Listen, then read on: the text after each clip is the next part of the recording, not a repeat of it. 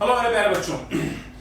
कई सारे बच्चे जो जेई और नीट के बहुत अच्छे एस्पिरेंट्स हैं, बहुत अच्छे से तैयारी कर रहे थे, तो उन्होंने कहीं ना कहीं क्लास 12th के एग्जामिनेशन और क्लास 11th के स्कूल एग्जामिनेशंस को थोड़ा हल्के में लिया हुआ था। उन्होंने उतना ज्यादा फोकस नहीं किया था क्योंकि वो कोचिंग एग्जामिनेशन को ज्यादा प्रायोरिटी दे रहे थे। उनका मेन फोकस जेई और नीट निकालने की तरफ था।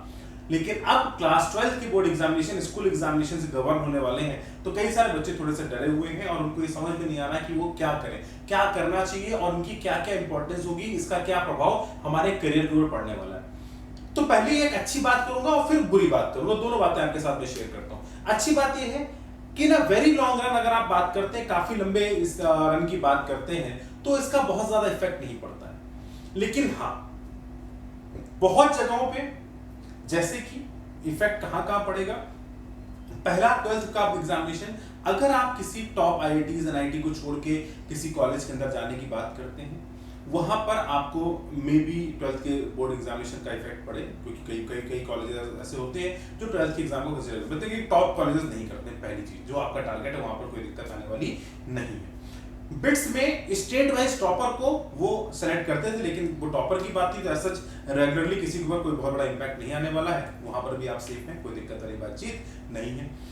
लेकिन जो बच्चे बीटेक ना करके बीएससी बीए ऑनर्स इस तरफ जाना चाहेंगे, जो यूनिवर्सिटीज के अंदर जाना चाहेंगे, जैसे दिल्ली यूनिवर्सिटीज है और कई सारी यूनिवर्सिटीज हैं जो इंडिया कई सारी अच्छी यूनिवर्सिटीज, या जो बच्चे अपने लोकल सिटी में रह के कॉलेजेस में पढ़ना चाहेंगे, जैसे मैं कानपुर का हूं तो मैं कानपुर की बात करूं तो आपको कानपुर के अंदर पीपीएन डिग्री कॉलेज में अगर आपको पढ़ना है, तो यस, वहां पर आपके 12th के एग्जामिनेशन के नंबर जो है वो काउंट होने वाले हैं। वहां पर आपको जो शीट मिलेगी वो 12th के बोर्ड एग्जाम के भरोसे मिलने वाली है।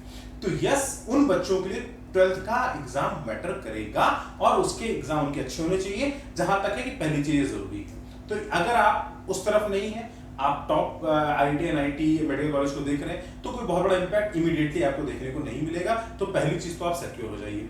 दूसरी तरफ, क्या एक बार बीटा आईआईटी एनआईटी या मेडिकल कॉलेज के अंदर चले गए तो क्या अब मुझे 12th की बोर्ड के बारे में कभी नहीं सोचना पड़ेगा? ये गलत है। सोचना पड़ेगा। कब सोचना पड़ेगा? जब आप आईआईटी से आईएम में अंदर जाने की कोशिश करेंगे, जब आप कैट का एग्जाम क्वालिफाई करेंगे, तो वहां पर 12th के बोर्ड्स के मार्क्स भी होते हैं। ऐसा नहीं कि सिलेक्शन उसके ऊपर डिपेंडेंट है। अब आप आगे बढ़ गए तो अब आपका सिलेक्शन 12th के एग्जाम पे डिपेंडेंट नहीं रहेगा, लेकिन हाँ, उसका एक क्राइटेरिया रहेगा कि अगर आपके 90% से ऊपर है तो आपको 4 नंबर मिल रहे हैं, अगर आपके 80 से 90 के बीच में है तो 3 नंबर मिल रहे हैं। तो 1 नंबर का वेरिएशन क्लास 12 के एग्जामिनेशन दे देंगे। इसी तरीके से कई सारे गवर्नमेंट के एग्जामिनेशन जो होते हैं, पीएसयूज के एग्जामिनेशन होते हैं, वहां पर भी एक नंबर का वेरिएशन आपको देखने को मिल सकता है अपनी प्रोफाइल के अंदर। वो एक निगेटिव इंपैक्ट होता है। लेकिन ये कह देना कि सिर्फ और सिर्फ 12th के एग्जाम की बेसिस पर कोई आपके साथ गलत हो जाएगा, तो ये कहना गलत है। लेकिन हाँ, इसका प्रभाव जो है वो कई सारे एग्जामिनेशन जो आगे अगर आप फॉरेन यूनिवर्सिटी के अंदर जाते हैं तो आपकी प्रोफाइल को इंपैक्ट जरूर करता है, लेकिन बहुत हैवीली इंपैक्ट करता है ऐसा कहना गलत है। माइनरली इंपैक्ट जरूर होता है। तो कोशिश करें, अगर आप लोगों के पास एक छोटी सी कोशिश जरूर करें, एक बहुत सिंपल सॉल्यूशन मैं आपको दे रहा हूं। आप अपने स्कूल्स में जाइए, स्कूल से बातचीत करिए, इंटरनल असेसमेंट अगर वो लोग अभी वापस से ले सकें, टीचर्स को आप कन्विंस करें अगर आपके बुरे हुए हैं, क्योंकि अभी टीचर्स भी जो भी बातचीत करेंगे उनके हाथ में बहुत सारी चीजें होंगी, बहुत सारी चीजें नहीं भी होंगी। लेकिन हाँ, अगर आपको उनको पता है कि इस बच्चे का 10th में अच्छे मार्क्स आए थे, क्योंकि ऐसे आपके आए भी होंगे जहां तक मुझे लगता है, तो उन्हें पता है कि इसके 12th में भी अच्छे मार्क्स आने चाहिए, तो इंटरनल बेसिस पे वो आपको अच्छे मार्क्स दे भी सकते हैं।